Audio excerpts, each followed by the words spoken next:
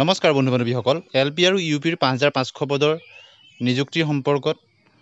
সংবাদ মাধ্যমতো বাতৰি প্ৰকাশ পাইছে যেহেতু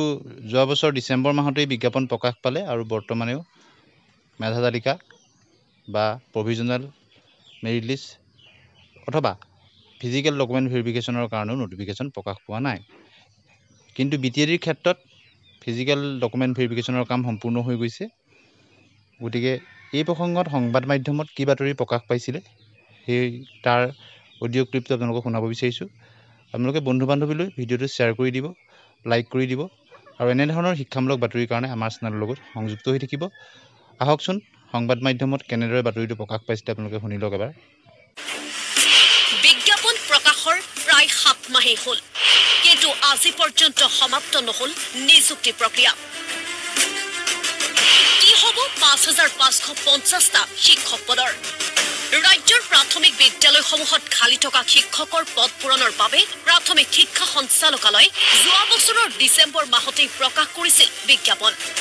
বিজ্ঞাপনটোত নিম্ন প্ৰাথমিক আৰু উচ্চ প্ৰাথমিকৰ 5550টা পদৰ বাবে উত্তীৰ্ণ প্ৰাৰ্থীৰ পৰা বিচাৰিছিল আবেদন কিন্তু প্ৰাথমিক শিক্ষা সঞ্চালকালয়ে আবেদন গ্ৰহণ কৰিলে ঠিকই কিন্তু আগে নাবাঢ়িল নিযুক্তি প্ৰক্ৰিয়া যাৰ বাবে এতিয়া প্ৰাৰ্থীসকলৰ মাজত সৃষ্টি হৈছে প্ৰতিক্ৰিয়া যোৱা 2023 চনৰ ডিসেম্বৰ মাহতে ডিডব্লিউ এলপিইউপিৰ 5500 পদৰ বাবে 50টা পদৰ বাবে বিজ্ঞাপন মুকলি কৰে কিন্তু আজি 7 মাহ উকলি গল কিন্তু তেওঁলোকে কোনো মেৰিট লিষ্ট হোক বা ভেৰিফিকেশনৰ কাম কোনো আৰম্ভ কৰা নাই আমি টেট উত্তীৰ্ণ প্ৰাৰ্থীখিনিয়ে মানসিকভাৱে হতাশাত ভুগি আছো ৰাজ্যৰ প্ৰাথমিক শিক্ষা সঞ্চালকালয়ত এই শিক্ষক নিযুক্তিৰ প্ৰক্ৰিয়া গেঠেলা মাৰিলেও বিটিআৰ শিক্ষা বিভাগে কৰি গৈছে নিজৰ কাম ইতিমধ্যে বিটিআৰত সম্পূৰ্ণ হৈছে নথিপত্ৰ পৰীক্ষণৰ কাম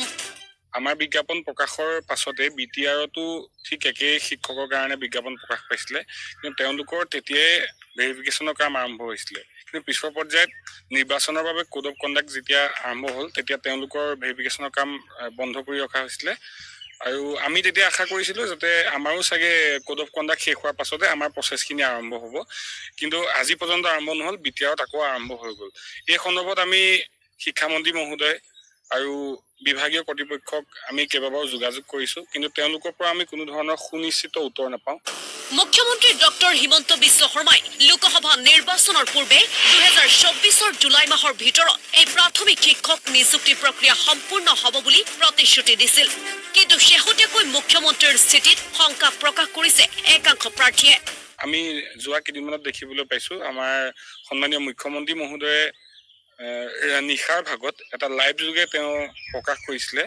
যে আৰক্ষী তৃতীয় আৰু চতুৰ্থ বৰ্গৰ আৰু লগতে শিক্ষক নিযুক্তিৰ যিখিনি কাম সেইখিনি অহা